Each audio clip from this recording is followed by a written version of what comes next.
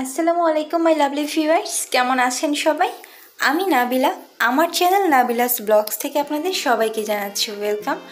আজকে সবার খুব পছন্দের একটা রেসিপি নিয়ে আমি হাজির হলাম। আর এটা কিন্তু কম বেশি আমরা সবাই অনেক বেশি পছন্দ করি। আর এটা হচ্ছে মোমো। এটাকে কিন্তু অনেক নামেই ডেকে থাকে, যেমন ডাম্পলিংও বলা হয়, ডিমসামও বলা হয়, বাট মোমো নামেই কিন্তু এটা বেশি পরিচিত। আর এটা খেতে অসম্ভব মজার হয়। শুরু থেকে শেষ পর্যন্ত আশা করি সবাই আমার সাথেই থাকবেন। আর শুরুতেই সবাইকে একটা রিকোয়েস্ট করে নিচ্ছি, যারা আমার চ্যানেলে নতুন আছেন তারা প্লিজ আমার চ্যানেলটাকে সাবস্ক্রাইব করে আমার বন্ধু হয়েই পাশে থাকবেন। সো আমাদের এই মোমো বানাতে লাগবে ময়দা। আমি এইখানে 1 কাপ পরিমাণ ময়দা নিয়েছি, আর সামান্য পরিমাণ এখানে একটু লবণ দিয়ে দিলাম। বেশি না কিন্তু, জাস্ট অল্প একটু দিলেই হবে। লবণটা আপনারা কিন্তু অবশ্যই পরিমাণ মতো দিয়ে নেবেন আন্দাজ করে, বেশি দিলে কিন্তু আবার খেতে ভালো লাগবে না। এখন সবগুলো উপকরণ ভালো মতো একটু মিক্স করে নিলাম। এরপর আমরা এইখানে পানি ইউজ করব। আমার এইখানে প্রায় 1/4 কাপের মতো পানি লেগেছে। অল্প অল্প নর্মাল তাপমাত্রার পানি দিয়ে আমরা একটা অনেক শক্ত টাইপের একটা ডো তৈরি করে নেব। এই ডোটা হবে অনেকটা আমরা যে সিঙ্গারা বানাই ঠিক ওই রকম একটা ডো হবে। একদম নরমও না আবার একদম শক্ত না, বাট মোটামুটি ভালো শক্তই হবে। সো এই যে দেখতেই পাচ্ছেন, নর্মাল যে রুটি বানানো হয় সেই রুটির থেকে অনেকটা খামিটা শক্ত হবে। আশা করি আপনারা দেখেই বুঝতে পারছেন এটা কিন্তু বেশ খানিকটা কিন্তু অনেক টাইট একটা ডো। এখন এটাকে ভেজা একটা টাওয়াল দিয়ে আমরা ঢেকে রেখে দেব 1 ঘন্টার জন্যে। সো এইদিকে আমরা চিকেনের পুরটা বানিয়ে নেব। আমি আজকে এখানে চিকেন মোমো বানাবো। আমি 1 কাপ পরিমাণ চিকেন ব্লেন্ডারে ব্লেন্ড করে নিয়েছি, আর একটা কাঁচামরিচ দিয়ে দিলাম। তারপর এখানে 1/2 চা চামচেরও কম আদা রসুন পেস্ট দিয়ে দিলাম। আর লাগবে আমাদের সয়া সস, 1 চা চামচ পরিমাণ সয়া সস এখানে আমরা দিয়ে দেব। কাঁচামরিচটা চাইলে কিন্তু আপনারা একটু বেশি দিতে পারেন ঝাল বেশি খেলে। আর এখানে 1/2 চা চামচের মতো দিয়ে দিলাম গোলমরিচের গুঁড়া, আর 1 টেবিল চামচ পরিমাণ সয়াবিন তেল আমি গরম করে নিয়েছিলাম সেটা এখন দিয়ে দিলাম। গরম তেলটা দিলে আসলে সুন্দর একটা ফ্লেভার আসে, ভালো লাগে। আর এখানে পরিমাণ মতো লবণ দিয়ে দিতে হবে। লবণটা অবশ্যই কম দিতে হবে যেহেতু আমরা এখানে সয়া সস ইউজ করেছি।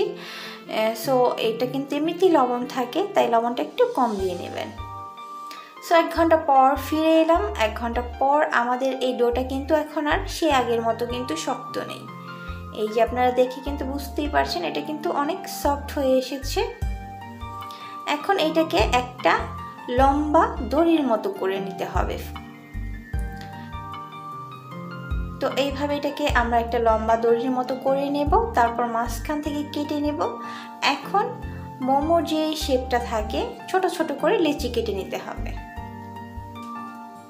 সো 1 কাপের জন্য কিন্তু আপনি এখানে অনায়াসে কিন্তু 15টার মতো মোমো বানাতে পারবেন। এখন মোমোটা যেভাবে বানাতে হবে, এখানে একটু ময়দা ছিটিয়ে নেবেন, তা না হয় নিচে আসলে এটা লেগে যাবে। আর এটা কিন্তু পাতলা করে বেলতে হবে, যতটা পারেন পাতলা করে বেলে নেবেন। কারণ মোমোর এই শীটটা যদি পাতলা হয় তাহলে কিন্তু মোমোটা খেতেও ভালো লাগে, দেখতেও ভালো লাগে। বেশি মোটা হলে সেটা আসলে খেতে ভালো লাগে না। সো চেষ্টা করবেন যথাসম্ভব এটাকে পাতলা করে বেলার জন্যে।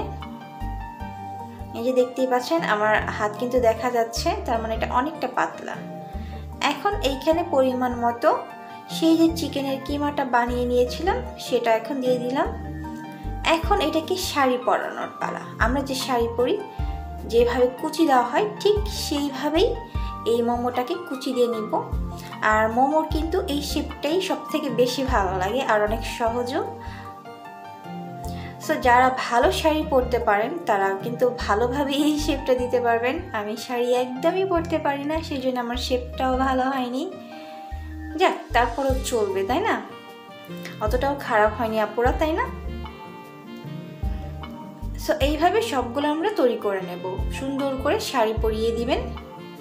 এখন এটাকে যেভাবে বানাতে হবে আমি আজকে এটা আপনাদেরকে তৈরি করে দেখাবো এই হাঁড়ির মধ্যে। যাদের স্টিমার নেই তারা কিভাবে তৈরি করতে পারবেন সেটাই আমি আজকে আপনাদেরকে দেখাবো। বাসায় যে অনেক সময় থাকে না, কি বলো এটাকে, চালনি টাইপের, সেটার মধ্যে কিন্তু আপনি একটু তেল মাখিয়ে তারপর কিন্তু একটা হাঁড়ির মধ্যে পানি বসিয়ে সেটার উপরে কিন্তু সেই চালনিটা দিয়ে আবার ঢাকনা দিয়ে ঢেকে দিলেই কিন্তু হয়ে যায় খুব সহজেই। আমিও কিন্তু সেটাই করেছি, আমি চালনির ওপরে আবার ঢাকনা দিয়ে ঢেকে দিলাম। এইভাবে কিন্তু আপনি প্রায় আধা ঘন্টার মতো স্টিম করলে কিন্তু এটা হয়ে যাবে। আরেক পদ্ধতি আপনাদেরকে দেখিয়ে দিচ্ছি। এইরকম একটা হাঁড়ির মধ্যে অল্প কিছু পানি নেবেন। এবার পানিটা হালকা গরম যখন হবে তখন এরকম একটা স্টিলের প্লেট আমরা দিয়ে দিব, ঠিক আছে? স্টিলের প্লেটটা দিয়ে তারপর এটাকে আবার একটা বড় পাতিল দিয়ে আমি ঢেকে দিয়েছি।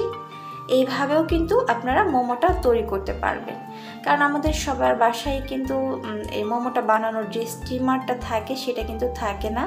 সো এইভাবে কিন্তু তৈরি করতে পারেন। আমি কিন্তু সবসময় এইভাবেই করি।